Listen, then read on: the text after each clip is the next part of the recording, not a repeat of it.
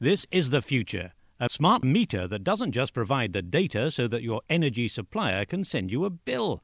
Smart meters tell you how much you're using, how much it's costing, and how you can save on energy and costs. You don't think it would work?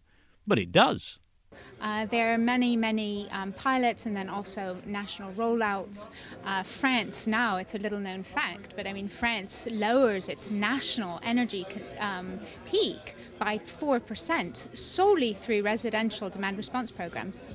Smart meters are very positive support in a demand response program because of the information they can offer, the consumption information. They can also say when the prices go up. So, of course, the smart meters don't, but the feedback displays can do that.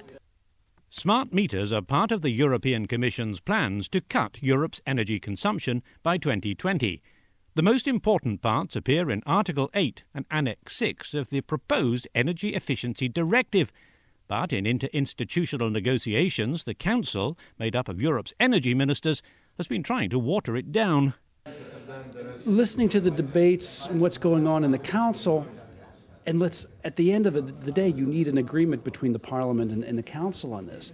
If the Council doesn't move from this very stringent position they've got right now, there's a very real danger that you could have an energy efficiency directive that's so watered down it almost becomes meaningless. At this workshop, organised by ESMIG in Brussels, delegates learned the results of field trials. Do consumers find smart meters easy to use? Does it affect the way they use energy? And do they keep it up when the trial is over or simply lose interest over time? Where evidence had been found, and actually researchers had done work, there was an average saving of consumers of about 8.5% was seen as the average saving that consumers made.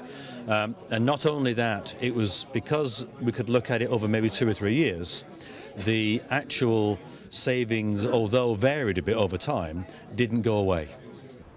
And yet EU governments seem keen to avoid a European commitment that might have cost implications. If the Council's changes were to go through, against the wishes of the Commission, the European Parliament and the industry, the cost would be far higher because the savings offered would be much, much less. Oh, by far, yes, significantly less. But as I said, I do hope that there is still a scope for a compromise, and there will be some possibilities to give the meaning of some of the existing already provisions, both in the Council text and the Parliament text. EU energy ministers could be throwing away the chance to save the EU billions in imported energy costs. The information provided by smart meters has been shown to change behaviour, persuade people to use power at different times of day, lessening the load on the grid, so they can save the customer and the country money.